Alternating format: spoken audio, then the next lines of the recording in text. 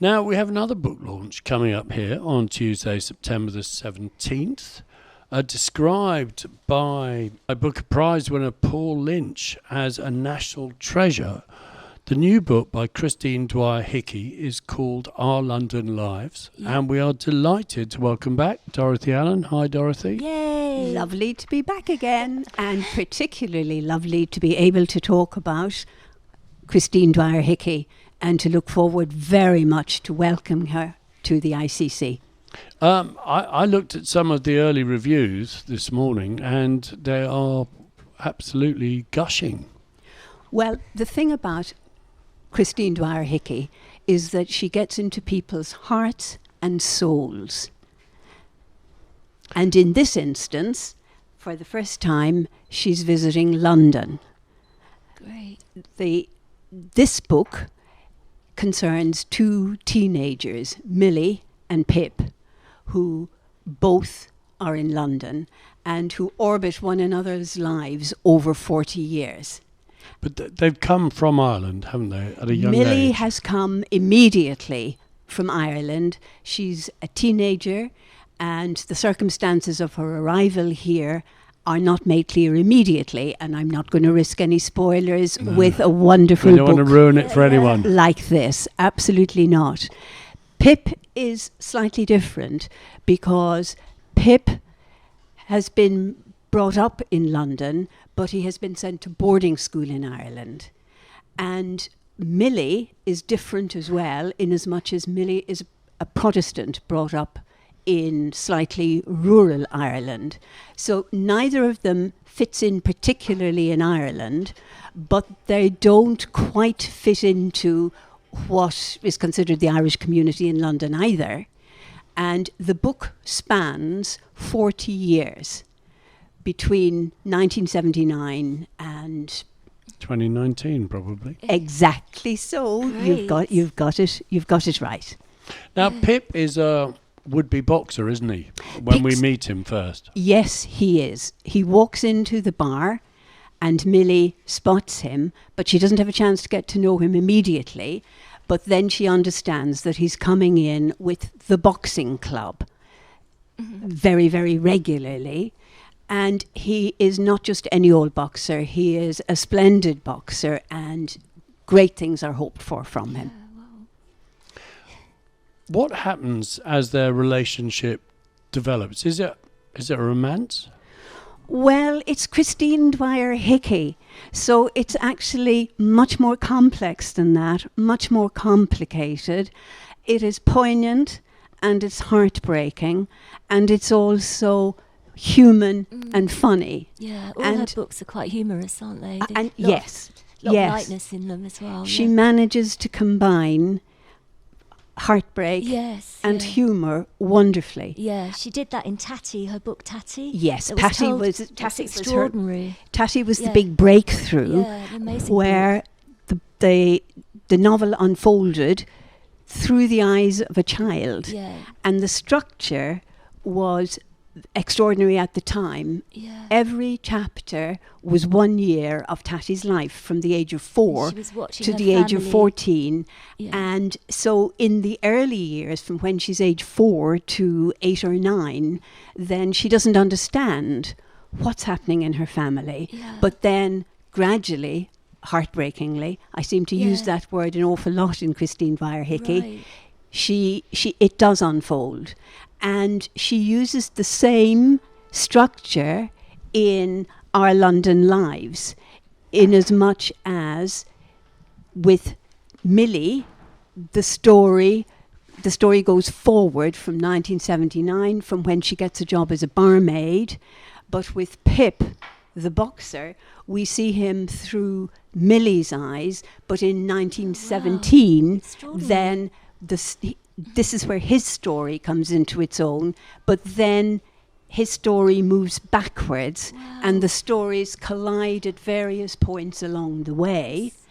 And as if that's not enough to keep you really happy and turning the pages, her account of London during that 40 years is absolutely wonderful as well. The changes in London that those of us who've been here for donkey's years recognise. Wow, brilliant. That's one of the things Paul Lynch says, actually. It's a London novel that captures the living moment of the city across the decades. Wow. Well, that's the thing about Christine Dwyer Hickey, that her novels, she has a wonderful sense of creativity and versatility. So that, for instance, her previous book, which was a huge hit, is called The Narrow Land, and that was published 4 or 5 years ago.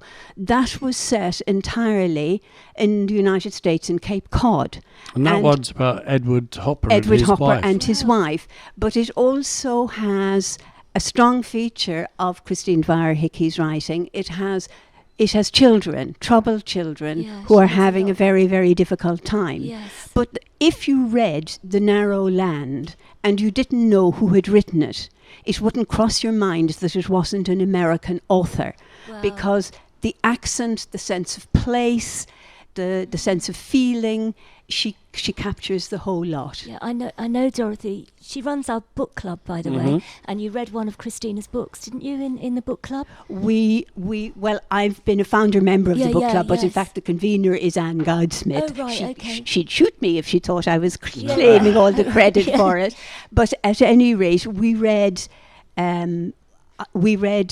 Last Train from Liguria. Oh, right. Obviously, and here again, she accomplishes exactly the same thing, because it is set in Mussolini's fascist Italy.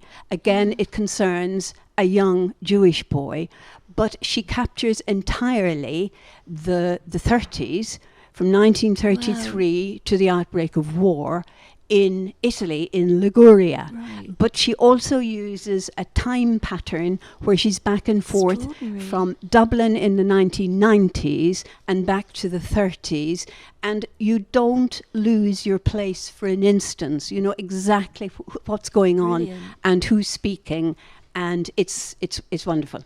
Brilliant. What do you think it is that makes, say, Paul Lynch call her a national treasure when so few of her books are actually set in Ireland? Well, that's not entirely true. I mean, it is absolutely true, although I'm sure she would not like to be called a national treasure as if she were some old thing when she is a vibrant, remarkable writer. But her first 3 novels are known as the Dublin Trilogy. They're set entirely in Dublin. And then she has another 2, The Lives of Women. That kind of goes between, it concerns a woman who has spent most of her life in New York and who comes home to Ireland to look after her elderly father. So, yes, this is the great point about Christine Dwyer Hickey, that she can set up shop any place and write about that place. But she doesn't do it off the top of her head. She spent a long time in London researching our London lives, and she also lives in Italy for part of the year, in Liguria. So she researched entirely. I mean, she was quite shocked when she researched for Last Train from Liguria, because she had absolutely no idea, as indeed most of us don't, just how appalling life was during the 30s for Jews in Italy, how Mussolini's his race laws, his anti-Jewish laws were as comprehensive as the laws in Germany. Gosh, yeah, amazing. Well, she is Christine Dwyer Hickey is setting up shop right here in the ICC on Tuesday, September the 17th.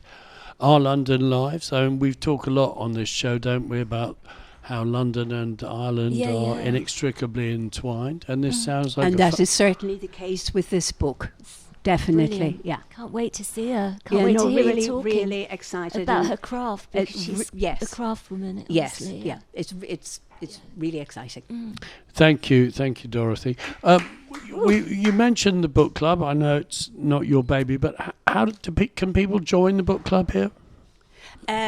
They should get in touch with the Irish Cultural Yeah, Centre, and they should send a message to Anne Goudsmith. Yeah, they line up. There's only, I think there's 15 or 12 places. Yeah, yes. And you need to read. I'm afraid you do have you need to read the book. Another thing that's sold out at the Irish Cultural Centre.